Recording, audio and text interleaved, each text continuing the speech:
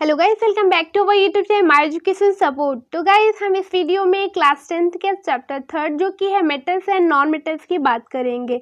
Guys देखिए, अभी तक मैंने आपको रिएक्टिविटी सीरीज तक पढ़ा दिया है और इस वीडियो में हम बात करेंगे कि कैसे मेटल्स और नॉन मेटल्स रिएक्ट करते हैं और उनकी प्रॉपर्टीज क्या होती है। लेकिन गाइस, स्टार्ट करने से पहले मैं आपको बता दूं कि अगर आप इस चैनल पे नए हैं तो हमारे चैनल को सब्सक्राइब कीजिए, बेल आइकन को भी दबा दीजिएगा और वीडियो को लाइक करना बिल्कुल मत भूलिएगा। तो गाइस, अभी तक जितनी भी आपने एक्टिविटी देखी उसमें आपने देखा कि मेटल्स का रिएक्शन जो था रिएजेंट के साथ कैसे हो रहा था and why do metals react in this manner, और ये जो मेटल्स है ना इस तरह से क्यों रिएक्ट कर रहे थे। ठीक है, उनके अलग अलग रिएजेंट थे, अलग अलग रिएजेंट से अलग अलग जो मेटल्स थे वो रिएक्ट कर रहे थे। अब आगे देखते हैं कि ये जो नॉन मेटल्स और मेटल है वो रिएक्शन कैसे आखिर करते हैं। उनके रिएक्शन में जो सबसे बड़ा रोल होता है ना वो होता है इलेक्ट्रॉनिक कॉन्फ़िगरेशन का। ओके, जो कि आप क्लास 9th में पढ़ चुके होंगे कि इलेक्ट्रॉनिक कॉन्फ़िगरेशन क्या होता है। एक्चुअली होता क्या है कि हमारी यूनिवर्स में जितनी भी चीज़ें पड़ी हुई हैं उनको एक अपना एग्जिस्टेंस चाहिए, है ना, उनको एक अपनी स्टेबिलिटी चाहिए। वैसे ही हमारे जो मेटल्स होते हैं और हमारे जो नॉन मेटल्स होते हैं उनको भी अपना एक स्टेबिलिटी चाहिए। ठीक है, तो उनकी स्टेबिलिटी कहा जाता है कि नोबल गैस। ठीक है, नोबल गैस का ऑक्टेट क्या होता है कि उनके लास्ट वैलेंस शेल में जो इलेक्ट्रॉन होते हैं वो फुलफिल होते हैं। ऐसे ही हमारे नॉन मेटल्स और मेटल्स भी स्टेबिलिटी चाहते हैं और उनकी स्टेबिलिटी क्या कहलाती है कि नोबल गैस के ऑक्टेट को पूरा करना चाहते हैं। इसलिए ये बात भी इसमें बता रखी है कि we therefore explain the reactivity of elements as a tendency to attain a completely filled valence shell. ठीक है, उनकी क्या टेंडेंसी होती है कि वो अपने वैलेंस सेल को कंप्लीटली फिल कर दे। तो चलिए देखते हैं इलेक्ट्रॉनिक कॉन्फ़िगरेशन नोबल गैस का क्या है जिसको हर मेटल्स एंड नॉन मेटल्स पाना चाहता है। आखिर कोई तो कोई वजह होगी कैसा उनका कॉन्फ़िगरेशन है, इसी को हम समझते हैं। जैसा कि आप गाइस देख रहे होंगे कि यहाँ पे टेबल दिया हुआ है नोबल गैस, जैसे कि आपके हैं हीलियम, नियॉन, ऑर्गन है, और मेटल्स हुए सोडियम, और ये सारे नॉन मेटल्स ये जितने भी दिए हुए हैं ना इनके एटॉमिक नंबर दिए हुए हैं और इनका जो इलेक्ट्रॉन है इनके सेल में वो दिया हुआ है। जैसा कि आप जानते हैं कि K, L, M, N ये चारों शेल जो होते हैं इनमें आपके इलेक्ट्रॉन जो होते हैं फुलफिल होते हैं और इन सारे शेल के अंदर भी आपके सबसेल होते हैं जो कि आगे आप डिटेल में पढ़ेंगे। तो गाइस चलिए देखिए, एग्जाम्पल जो दे के यहाँ पे बता रखा है कि आपका जो सोडियम एटम है has 1 electron in its outermost shell. ठीक है, उसमें बताया हुआ है कि उसके आउटर मोस्ट शेल में एक इलेक्ट्रॉन होता है। ये एक इलेक्ट्रॉन कैसे होता है, देखिए इलेक्ट्रॉनिक कॉन्फ़िगरेशन अगर हम करें सोडियम का तो सोडियम का एटॉमिक नंबर जो होता है वो होता है आपका 11 होता है। ठीक है, तो इलेक्ट्रॉन जब उसके K, L, M, N shell में जब फुलफिल होंगे तो वो K में आपके 2 होंगे और L में आपके 8 होंगे और M में आपके 1 इलेक्ट्रॉन बच जाएंगे। कैसे बता रखा है कि उसके आउटर मोस्ट शेल में 1 इलेक्ट्रॉन है। ठीक है, if it loses the electron its M shell, अगर वो जो है M सेल से, ये आपका K है, ये आपका L है, ये और ये आपका M सेल है, जब वो अपने M सेल से 1 इलेक्ट्रॉन का लॉस कर देता है, ठीक है, 1 इलेक्ट्रॉन को अपने आउटर मोस्ट शेल से निकाल देता है तो वो एक स्टेबल ऑक्टेट को फाइंड कर लेता है। ठीक है, यानी कि वो स्टेबल फॉर्म में आ जाता है 2 और 1, ये आपका स्टेबल ऑक्टेट है। ठीक, The nucleus of this atom still has 11 proton. ठीक है, इनके न्यूक्लियस में 11 प्रोटॉन है क्योंकि आप जानते हैं कि प्रोटॉन और आपके न्यूट्रॉन जो होते हैं वो न्यूक्लियस में होते हैं और एटॉमिक मास कहलाते हैं। तो इलेक्ट्रॉन तो निकला ना आउटर मोस्ट शेल से जो कि घूम रहा था किनारे किनारे न्यूक्लियस के, तो वो निकल गया। ठीक, एक निकल गया इलेक्ट्रॉन और इलेक्ट्रॉन पे होता है नेगेटिव चार्ज। तो गाइस, जब भी किसी एटम में इलेक्ट्रॉन होता है, ठीक है, तो इसका मतलब क्या हुआ, उस पर नेगेटिव भी है और पॉजिटिव यानी प्रोटॉन भी है।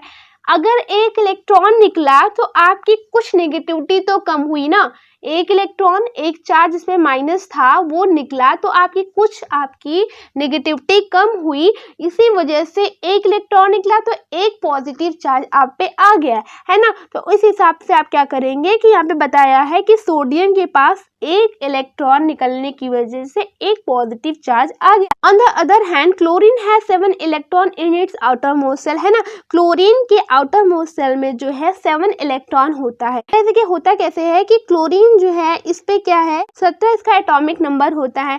तो अगर हम इसका इलेक्ट्रॉनिक कॉन्फ़िगरेशन करेंगे तो आएगा 2, 8 और 7। और कौन कौन से शेल में, ये K शेल में होगा, ये L शेल में होगा और ये M शेल में होगा। तो M शेल में उसके 7 इलेक्ट्रॉन है। तो गाइस देखिए M शेल में जो 7 इलेक्ट्रॉन है वो या तो 7 का लॉस करेगा या फिर एक इलेक्ट्रॉन जो है किसी और से उधार ले लेगा, है ना, जिसकी वजह से उसके ऑक्टेट जो है वो कंप्लीट हो जाए, नोबल गैस को टेंस कर जाए। तो गाइस देखिए ये 7 इलेक्ट्रॉन को लॉस करना इतना ज़्यादा आसान तो है नहीं, ठीक है। 7 को लॉस करने से अच्छा है हम एक उधार ले लें, है ना। तो वो क्या करेगा कि एक इलेक्ट्रॉन को ले लेगा। तो गाइस देखिए मैंने अभी आपको बताया कि इलेक्ट्रॉन पे होता है नेगेटिव चार्ज, जब वो लॉस करेगा तो कुछ तो पॉजिटिविटी आएगी और जब वो इलेक्ट्रॉन को लेगा तो उस पर नेगेटिविटी आएगी, है ना। तो इलेक्ट्रॉन का जुड़ना यानी नेगेटिविटी बढ़ा रहा है ना, तो एक इलेक्ट्रॉन जैसे इस पे जुड़ जाएगा तो ये हो जाएगा क्लोरीन 1-, ठीक है। If sodium and chlorine were to react, ठीक है, अगर सोडियम जो कि एक इलेक्ट्रॉन को लॉस कर चुका है और क्लोरीन जो कि एक इलेक्ट्रॉन को लिया हुआ है, अगर ये आपस में रिएक्शन करते हैं तो electron lost by sodium could be taken up by chlorine. Electron जो सोडियम लॉस कर रहा था और क्लोरीन जो एक इलेक्ट्रॉन जो है ले रहा था, after gaining an electron the chlorine atom gets a unit negative charge, ठीक है। लेने के बाद क्या करेगा, एक नेगेटिव चार्ज क्लोरीन पे आ गया, जैसा कि आप यहाँ पे देख सकते हैं। Because its nucleus has 17 proton and there are 18 electron in its K, L and M shell, है ना। आप देख सकते हैं कि इनके जो शेल में 18 इलेक्ट्रॉन हो चुका है जबकि प्रोटॉन तो वहीं के वहीं पड़े हैं। This gives us a chloride anion, ठीक है, ये chloride anion. So both this elements can have a give and take relation between them as follows. तो गाइस आप देख सकते हैं कि अगर इनका आपस में रिएक्शन करवाया जाए तो हमारा जो सोडियम क्लोराइड है वो आपका टेबल सॉल्ट बन जाएगा। ओके, यानी कि ये दोनों अब स्टेबल फॉर्म में हो चुके हैं। तो गाइस इसमें बता रखा है कि सोडियम एंड क्लोराइड आयन जो है वो अपोजिटिवली चार्ज रखे हुए हैं, attract each other and are held by strong electrostatic force of attraction to exist as sodium chloride, है ना। उनके बीच में strong electrostatic force of attraction की वजह से वो सोडियम क्लोराइड का निर्माण कर रहे हैं। It should be noted that sodium chloride does not exist as molecule, ठीक है, जिसकी वजह से जो सोडियम क्लोराइड है वो एग्जिस्ट नहीं करते मॉलिक्यूल्स में, but aggregates of oppositely charge ion, लेकिन वो एग्रीगेट यानी दोस्ती कर सकते हैं अपने अपोजिटली चार्ज आयन के साथ। Let's see the formation of one more ionic compound that is magnesium chloride. जैसा कि आपने देखा कि सोडियम क्लोराइड कैसे आपका बन रहा था, चलिए हम देखते हैं कि मैग्नीशियम क्लोराइड जो है आपका वो कैसे बन रहा है। देखिए जैसे कि आपका सोडियम था जिसमें आप देख रहे थे कि आउटर मोस्ट शेल में एक इलेक्ट्रॉन था और वो एक इलेक्ट्रॉन का लॉस कर दिया, वैसे ही आपके जो मैग्नीशियम का जो एटॉमिक नंबर होता है वो होता है 12, ठीक है। अब ये क्या करेंगे कि 282 इस तरह से आपके K, L, M, N shell में आपके जाएंगे, ठीक है।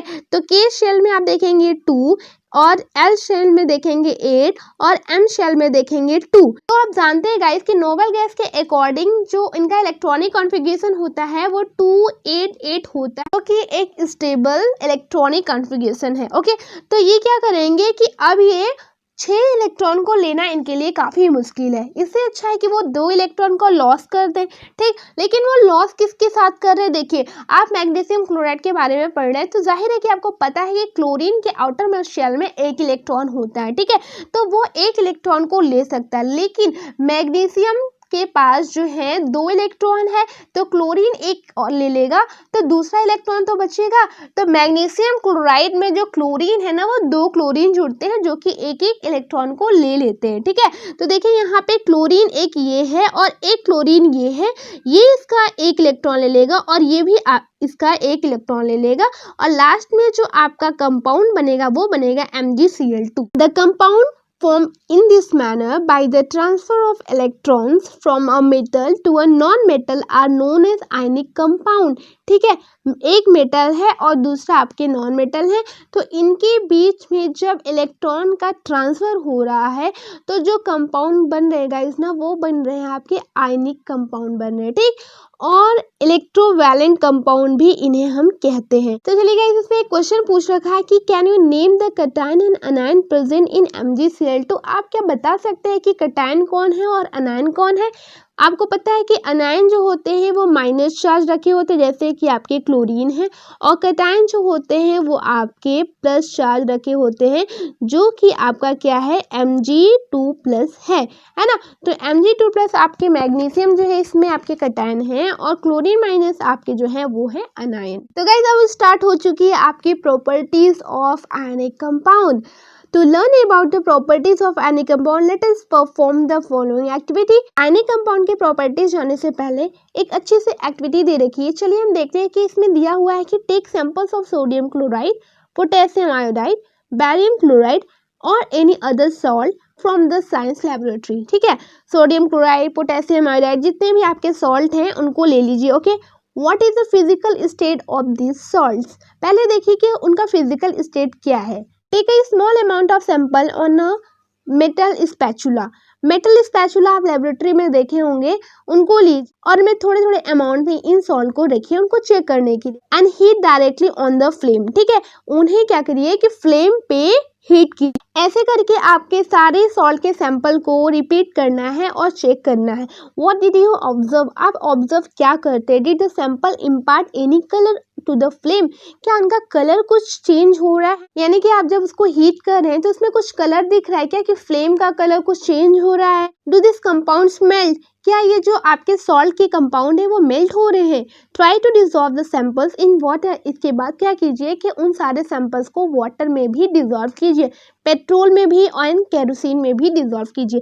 फिर आप क्या फाइंड कीजिए कि क्या वो जो आपके सॉल्ट है वो सॉल्युबल है। सब एक्टिविटी आपको इसलिए करना पड़ेगा ताकि आप कैटेगराइज कर सकें कि उनके मेल्टिंग पॉइंट क्या है, उनकी बॉइलिंग पॉइंट क्या है, जिससे आप आयनिक कंपाउंड के प्रॉपर्टीज को डिफाइन करेंगे। Make a circuit as shown in figure, यहाँ पे एक सर्किट दे रखा है। ठीक, and insert the electrode into a solution of one salt. ठीक है, सॉल्ट के सोल्यूशन बनाइए, उनमें आप ग्रेफाइट रॉड रखिए और ऐसे बैटरी लगा रखा है, बैटरी लगाइए, बल्ब लगाइए एंड स्विच लगाइए। ठीक है, तो आप यहाँ से देखिए अलग अलग सॉल्ट के सैंपल को चेक कीजिए और देखिए कि क्या जो करंट है उन सर्किट में फ्लो कर रहे हैं, आपके बल्ब जल रहे हैं या नहीं जल रहे हैं, इनको भी आप चेक कीजिए। तो इस तरह से आपको 3 एक्टिविटी करना पड़ेगा, है ना। एक एक्टिविटी में 3 ऐसे आपके पॉइंट है, एक स्पैचुला में देखिए, दूसरा वाटर में और केरोसिन या पेट्रोल में डिजॉल्व कीजिए, और तीसरा जो है सर्किट बना के देखिए।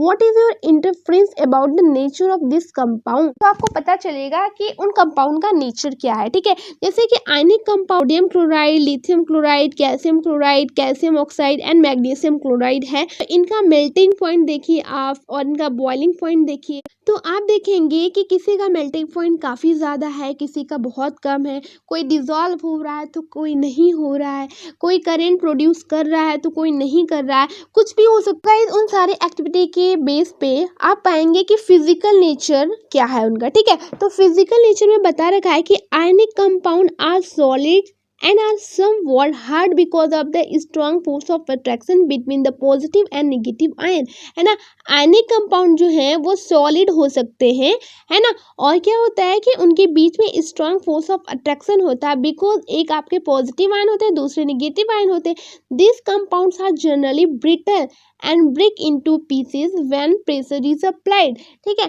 देखिए जो जितना ज़्यादा स्ट्रॉन्ग होगा सॉलिड फॉर्म में हो जाएंगे, तो उनका नेचर जो होगा वो ब्रिटल हो जाएगा। अगर उन पे हम प्रेशर अप्लाई करते हैं तो वो ब्रेक हो सकते हैं। ओके, तो ये इनका फिजिकल नेचर हुआ। दूसरी बात बता रहे कि melting and boiling point, ionic compound have high melting and boiling point. Ionic compound का मेल्टिंग और बॉइलिंग पॉइंट क्या होता है, ज़्यादा होता है, because of strong force of attraction. This is because a considerable amount of energy required to break the strong inner ionic attraction। पता होना चाहिए कि इंटर आयनिक कंपाउंड के बीच में जो फोर्स ऑफ अट्रैक्शन होता है ना वो काफ़ी स्ट्रॉन्ग होता है। ठीक है, जैसा कि अभी फिजिकल नेचर वाले प्रॉपर्टीज में उसने बताया। सोल्युबिलिटी की बात करते हैं गाइस। सोल्युबिलिटी क्या है कि electrovalent compound are generally soluble in water, ठीक है, and insoluble in solvent such as kerosene, petrol etcetera, ठीक है। देखिए सॉल्ट जो है ना ये सॉल्युबल होंगे वाटर में, लेकिन वो सॉल्वेंट में नहीं होंगे। There is a lot of difference between the water and the solvent. Okay, ज़्यादातर माइंड में लोगों के क्या रहता है कि जहाँ पे भी हम सॉल्वेंट की बात करते हैं ना वहाँ पे माइंड में आ जाता है कि वाटर ही होगा, बट ये ज़रूरी नहीं है ना, वो कुछ भी हो सकता है, क्या पता वो पेट्रोल हो, केरोसिन हो, कुछ भी हो सकता है ना। तो यहाँ पे वही बात बता रखा है कि ये जो सॉल्ट है ना वो सोलूबल होंगे वाटर में, बट वो इनसोलूबल है इन सॉल्वेंट जैसे कि केरोसिन हुआ और पेट्रोल हुआ। Okay, conduction of electricity, electricity की बात कर लेते हैं। जैसा कि वहाँ पे एक सर्किट बना के दे रखा था, the conduction of electricity through solution involves the movement of charge particle. इसमें ये बात बताता है कि जो आपके मेटल हैं, है ना, जो आपके कंपाउंड बने उनके जो चार्ज पार्टिकल्स हैं उनका मूवमेंट कैसा है। जितना ज़्यादा मूवमेंट होगा, जितने ज़्यादा फ्री इलेक्ट्रॉन होंगे उतना ज़्यादा उसकी इलेक्ट्रिसिटी फ्लो करेगी। Okay, a solution of an ionic compound in water cations ions which moves to the opposite electrode when electricity is passed through the solution, है ना। जो आपके कटायंस होंगे वो क्या करेंगे, अपोजिट इलेक्ट्रोड पे मूव करेंगे। कटायन है यानी कि पॉजिटिव है तो वो अनायन साइड में ही मूव करेंगे। Ionic compound in the solid state do not conduct electricity because movement of ions in the solid is not possible due to their rigid structure। guys, ionic compound जब solid state में होते हैं तो electricity वो इसीलिए नहीं conduct करते हैं बिकॉज उनके बीच में जो चार्ज होता है ना वो फ्री नहीं होता है, वो फ्री मूवमेंट उनका नहीं हो पाता, जिसकी वजह से इलेक्ट्रिसिटी फ्लो नहीं करती है, वो बहुत ही रिजिड फॉर्म में होते हैं। But ionic compound conduct electricity in the molten state, है ना। जब वो मोल्टेन स्टेट में आते हैं तो उनके जो आयन्स है, जो उनके चार्ज पार्टिकल है, वो मूवमेंट करना शुरू करते हैं, जिसकी वजह से इलेक्ट्रिसिटी जो होती है वो फ्लो होती है। This is possible in the molten state since the electrostatic force of attraction between the oppositely charge ion are overcome due to the heat. तो इलेक्ट्रिसिटी का फ्लो मोल्टेन स्टेट में इसी वजह से हो पाता है क्योंकि इलेक्ट्रोस्टैटिक फोर्स ऑफ अट्रैक्शन जो होते हैं अपोजिटिवली चार्ज आयन में वो ओवरकम होते हैं ड्यू टू द हीट, ठीक है। हीट जैसे जैसे बढ़ती है वैसे वैसे उनके जो आयंस के बीच में जो इलेक्ट्रोस्टैटिक फोर्स ऑफ अट्रैक्शन होता है वो आपका कम होने लगता है और आपके आयंस जो होते हैं वो फ्री होने लगते हैं। जितना ज़्यादा हीट बढ़ती जाएगी वो फ्री होते जाएंगे और आपके करंट जो होंगे उतना ही ज़्यादा फ्लो होते जाएंगे। Thus the ions move freely and conduct electricity। इसलिए आयन जो होंगे वो मूव करेंगे और इलेक्ट्रिसिटी को कंडक्ट करेंगे। तो गाइज ये रहा आपके मेटल्स एंड नॉन मेटल्स कैसे रिएक्ट करते हैं, उनकी आयनिक प्रॉपर्टीज क्या थी, हमने एक्टिविटी के बारे में भी पढ़ ली। तो गाइज इस वीडियो को यहीं पे एंड करते हैं और नेक्स्ट वीडियो में हम आगे की टॉपिक को कवर करेंगे। लेकिन गाइज आपको बता दें कि अगर इस वीडियो से रिलेटेड आपको कोई भी प्रॉब्लम है तो आप हमसे वो कमेंट सेक्शन में पूछ सकते हैं। और गाइज अगर वीडियो आपको अच्छी लगी तो please hit the like, press the bell icon and subscribe the channel. तब तक के लिए बाय बाय।